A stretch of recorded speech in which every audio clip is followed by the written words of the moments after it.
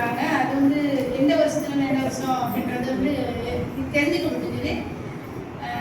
ஆறுகளை ஒட்டியே வந்து மக்களோட பயணம் இருக்கு. அதை ஒட்டியே தானே வாழ்வியல் வந்து இருந்ததை சொல்லியிருக்கிறாங்க.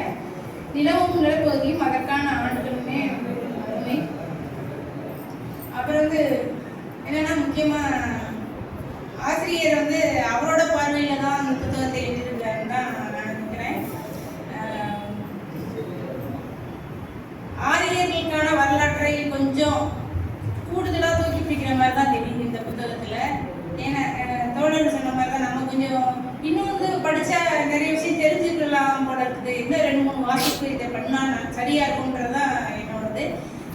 சில தோழர்கள் சொன்னாங்க அந்த அடிப்படையிலையும் அதில் நான் புரிஞ்சுக்கிறத கொஞ்சமாக தான் புரிஞ்சுக்கிறேன் அப்படின்றத வந்து தெரியப்படுத்துகிறேன். ரெண்டாவது இந்த அரவிந்த் ஒரு தோழர் வந்து இந்த புத்தகத்தை வாசித்து அதுக்கு ஒரு கட்டுரையும் போட்டிருக்காரு. நம்ம வாசிப்பேகத்தில் போட்டிருந்தாரு, நான் எங்கள் திருப்பணன்ற கிளையிலையும் போட்டிருந்தாரு. அதையும் வாசிச்சப்போ வந்து இதுக்கு வேணால் என்ன வித்தியாசம் இருக்குதுன்றதெல்லாம் கொஞ்சம் கம்பேரிஷன் பண்ணி கொஞ்சம் படிக்க முடிஞ்சுது. அது கொஞ்சம் தெளிவு கொடுத்ததுன்னு தான் சொல்லணும்.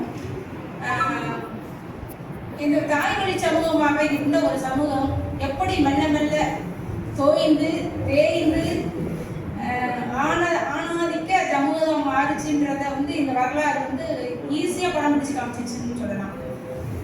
ஏன்னா பெண்கள் வந்து யார் கூட வேணாலும் இருக்கலான்றத பெண் தான் முடிவு பண்ணியிருக்காங்க அன்னைக்கு. ஆனால் இப்போ அப்படி கிடையாது. ஆண் வந்து 1000 பேரை கூட கல்யாணம் பண்ணிக்கலாம். அப்போ விதி ஒரு படத்தில் கூட ஆண் ஆணாகவே இருக்கலாம், பெண் ஒரு தாயாகுவான்ட்டு